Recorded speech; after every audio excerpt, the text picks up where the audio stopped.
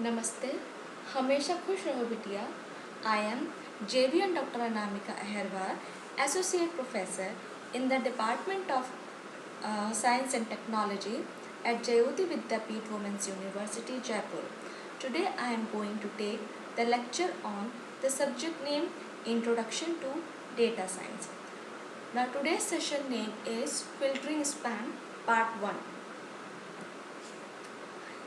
In this session, I have covered these topics: what is spam, purpose of spam, spam life cycle, types of spam filters, spam filter properties, data mining and spam filtering. In this, bias classification we will discuss, and last is the pros and cons. Now come to what is spam. We all have our email accounts, then we all are aware about the spam mails. Okay, so there is a spam folder by default in our mail account. So some mails are in this keep it or came it into the spam folder. Then some people write their mail and said please check the mail in your spam folder. It might be possible that that mail will go into that folder. So we all know about the spam. So spam also called an unsolicited commercial email. Okay, that is UCE. Huh?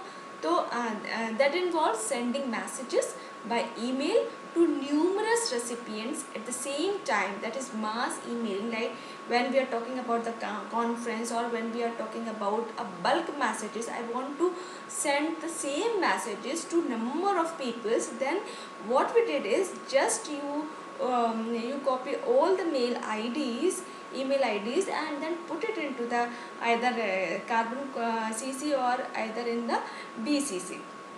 Okay, so it might be possible, or there is some chance of some probability to go that mail to, or you can say to send that mail in that spam folder, right?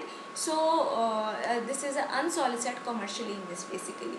So this involves sending messages by email to numerous recipients at the same time, mass leaving. Therefore I am using the word mass emailing. Okay, so this grows exponentially since 1990s, but has leveled off recently and is no longer growing exponentially, right? So 80% of all the spam is sent by less than 200 spammers. Okay. Now, what is the purpose of a spam? Spam, basically the purpose is for the advertisements, pyramid schemes like multi-level marketing and giveaways, chain letters, political emails, stock market advisor. You see in your account also you can check what type of messages came into your spam folder. Okay, so these all messages are related to these topics basically, right? So the purpose of spam is like this, because we have to send it on the bulk. Okay, this is the life cycle of spam. Before that, I would like to tell you the problem of spam.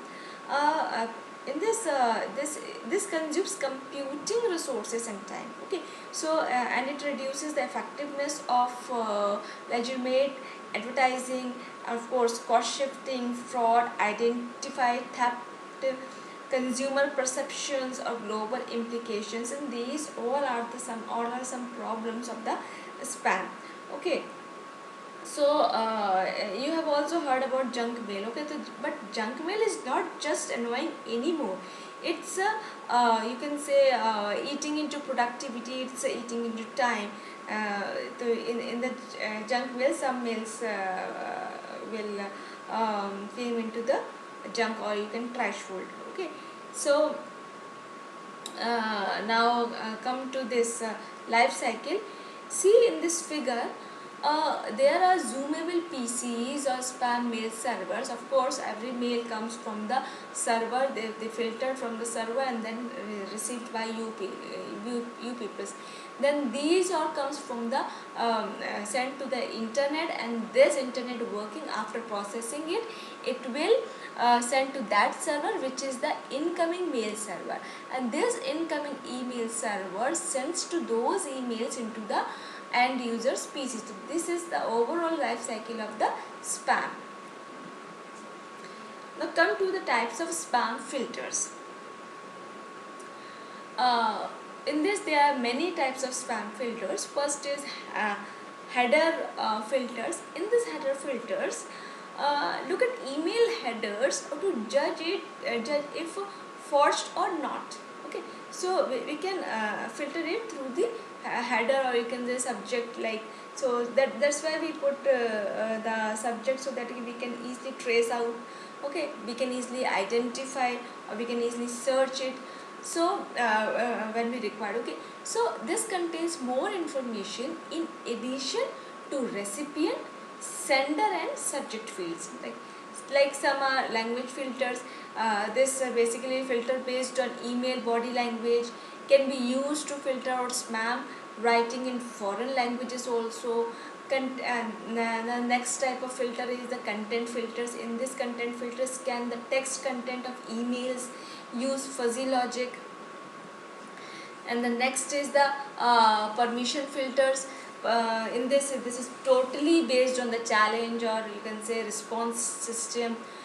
And then the whitelist, blacklist filters. This will only accept emails from list of good email addresses. This will block emails from bad email addresses. Now come to the community filters. In this this works on the basically principle of communal knowledge of spam. This type of filters communicate with the central server, right, because this is totally concerned with the community. Okay, so now the next is the Bayesian filters. In this we use statistical email filtering. In this we are using Naive Bayes classifier. We will discuss later on Naive Bayes classifier in our future sessions. Okay, and the filter must of course there are some properties also, first is the filter must prevent spam from entering in boxes. Okay, before entering it should be prevent from them. So this will able to detect the spam without blocking the ham, that is maximize efficiency of the filter, right. So do not require any modification to existing email protocol. Okay, so it is easily incremental. This spam evolve continuously, need to adapt to each user. Okay, because spam is for massive or bulk data. Okay,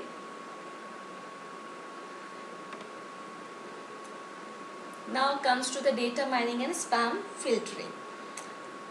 In this slide, this spam filtering basically can be used as a specific text categorization, which is called as a classification, and this classification is one of the data mining techniques. Okay, classification and clustering, these two are the techniques of data mining actually, for filter the data, or you can say to extract that important information, that information which is required for that for the purpose which task we are doing right now. Okay, so according the data mining techniques can classify and clustering. Okay, so what is the history? John Rennie Eiffel in 1996 first known program to use Bayesian classification for spam filtering. So this may be asked in your MCQ question. So just remember this name, Jason Rennie Eiffel. Okay, in 1996. Now come to the Bayesian classification. Specific words are likely to occur in spam emails, of course, and legitimate emails, like for example, most emails users often encounter the word Viagra in spam emails, but rarely see it in other emails. Why? Because I'm talking about the spam. Okay, so the filter does not know these probabilities beforehand and must be trained first so that it can build them up to. Okay, so to train the filter, the user must manually indicate whether or not the new emails is a spam, right? So for all the words in each training emails, the filter will adjust the probability that each word will appear in the spam or legitimate emails in its business. So this is basically the contribution in computed using Bayes theorem. Okay, this is one of the techniques of data mining also. So then the emails spam, of course, probability is computing over all the words in the email, and if the total exceeds a certain threshold like 95%, then the filter will mark the email as spam. Okay, so the initial training can usually be refined when wrong judgments from the software are identified. It might be false positive or false negative. Basically it comes from the confusion matrix. In confusion matrix there is true positive, true negative, false positive and false negative. This is another topic which we will discuss later on. So in this some spam filters combine the results of both Bayesian spam filtering and other heuristic, that is predefined rules about the contents, looking at the messages, envelope, etc. Okay, so this is all about the Bayesian classification basically. Now come to the advantages. In this it can be trained on a per user basis. Okay, so the spam that a user receives is often related to the online user activities. If you are watching same type of activities, same type of things, searching continuously from the Google, then the Google will track your record. That means they knows that you people are interested in this type of thing, so he send the emails related to your searching. So try to find out from where in our world there are millions of people who are continuously using the same data, but the thing is how much frequently you are searching that thing. Okay, so that particular keyword catches the Google and it will send the email related to that topic. Okay, so be aware about that. Now the disadvantages in this Bayesian spam filtering is susceptible to Bayesian poisoning. In this insertion of random innocuous words that are not normally associated with spam. Okay, so replace text with pictures. So that's why we peoples tell you about key before clicking on that images, it just scan that email, because it might be possible that there are some hackers who want to hack your data from your system, like computers, from computer or desktop or from mobile. So first scan your all emails, because basically nowadays we people are attract that image and we are trying to open that image. So they are just hidden attackers, you can say. So before clicking you must be aware of all the things. Okay, so by Google, by its Gmail email systems, performing the OCR to every mid to large size image. Okay, so analyzing the text inside.